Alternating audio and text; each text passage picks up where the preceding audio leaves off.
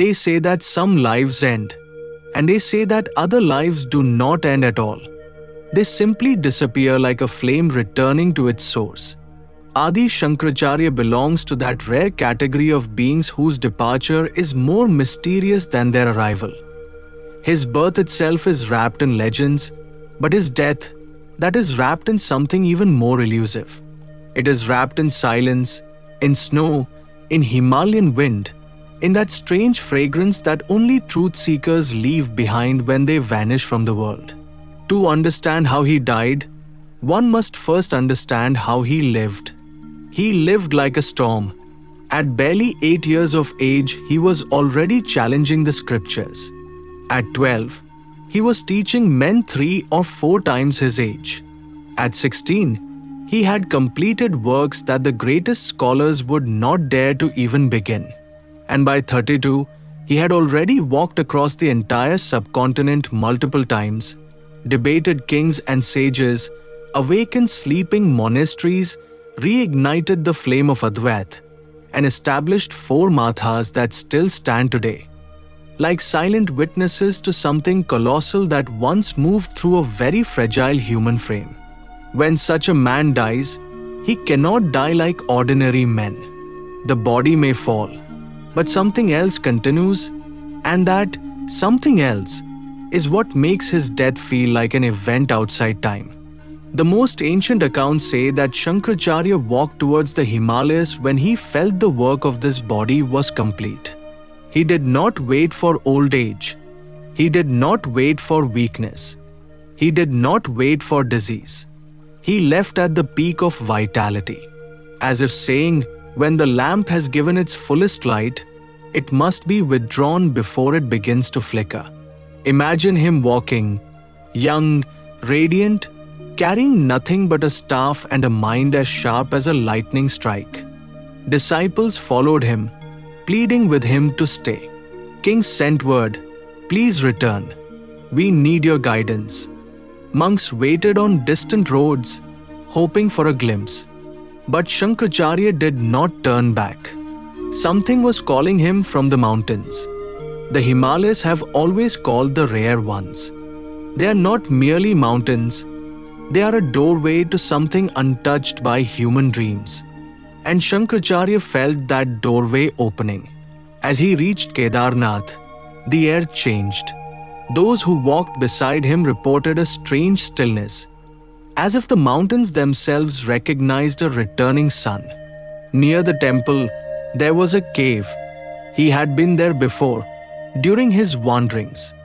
But this time he entered it not as a pilgrim, not as a monk, not as a teacher, but as a being preparing to drop the final garment, the body. The disciples who stood near the entrance felt something they could not explain.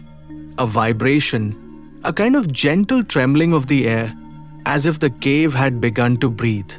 They waited. Hours passed. Inside, Shankracharya sat cross-legged, spine erect, face calm, breath slowing, heart gradually dissolving into an entirely different rhythm. They say he did not die. Death requires effort. Death requires a body that still clings to life. Shankracharya did not cling. He simply let go, like a feather allowing the breeze to take it. His death was not an event. It was a disappearance, a dissolving, a return. But this is only one story. Another tradition insists that he did not die in Kedarnath at all.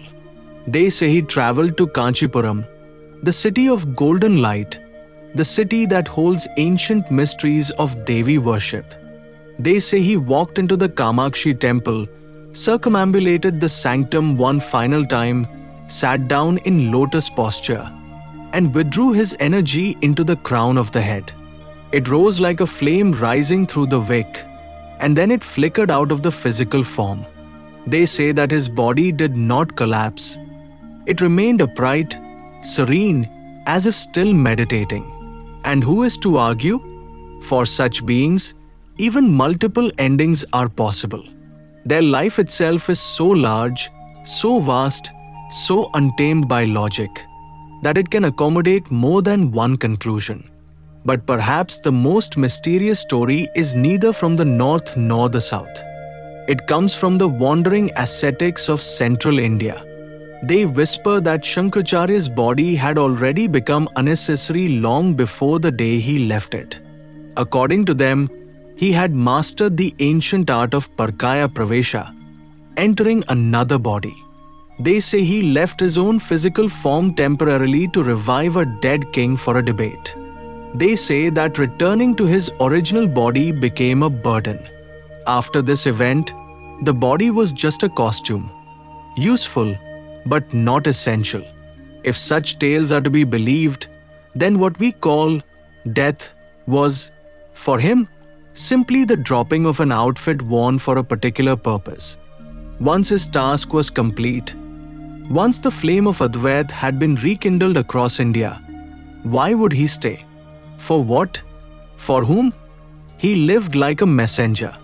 A messenger does not stay after the message is delivered. Still, imagine the final moment, whichever tradition you choose. A young man, only 32, yet bearing the wisdom of an ancient universe. A man who walked with kings but remained untouched, who debated the greatest minds but carried the innocence of a child, who saw illusion everywhere and yet laughed with the joy of a free spirit. Imagine him sitting in silence. No fear, no resistance, no longing, just a clarity so pure that even death cannot cast a shadow upon it. In that silence, breath becomes shallow. The pulse becomes subtle. The senses withdraw, not in pain, but in a kind of fulfillment, as if the circle of life has completed itself perfectly. In such a moment, death becomes something completely different. It becomes an art. Most people die by accident, because the body could not continue. But Shankracharya's leaving was deliberate, conscious, graceful, in the same way he had lived, with awareness razor sharp, with a heart free from attachment, with a mind that had already dissolved into the infinity he spoke of. When he died, he was not dying. He was returning. Some disciples cried. Some were shocked. Some refused to believe. How can a presence so strong disappear in a single breath? How can a voice that has awakened thousands suddenly fall silent? But others understood. They felt a fragrance lingering in the air. Something subtle. Something beyond sight, beyond sound, beyond memory. They knew that his presence had not vanished. It had only changed form. The mountains say he became wind. The rivers say he became flow. The forests say he became echo. And the seekers who meditate deeply, they say that sometimes, in a moment of absolute stillness, you can feel a whisper that says, you are not the body. You are not the mind. You are the boundless. That whisper, whether real or imagined, carries the same resonance that Shankracharya carried in his last breath. Those who die consciously do not leave graves. They leave a trail in human consciousness, a trail that cannot be erased, a trail that does not belong to any religion, any sect, any geography, a trail that simply points inward. And this is the real mystery of his death.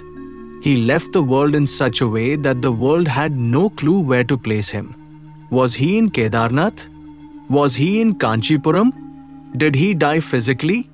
Did he transcend the body? Did he vanish into light? The confusion is not accidental. It is intentional. For beings like him, even death becomes a teaching. His disappearance is his final commentary. His absence is his last scripture. His vanishing is a reminder. The one who knows the truth is never born and never dies. His life is a myth. His death is a greater myth. But both myths point to a reality that cannot be expressed in words. Something vast, something silent, something eternal. Shankracharya died as he lived, in freedom. not bound by age, not bound by disease, not bound by destiny. He chose his moment. He chose his place. He chose his exit. And that choice is the signature of a liberated consciousness. If you listen deeply, you will feel it. The story of his death is not a story at all. It is an invitation to discover within yourself that same space of freedom from birth and death. That same spaciousness that makes even departure a celebration. Perhaps that is the greatest mystery of all.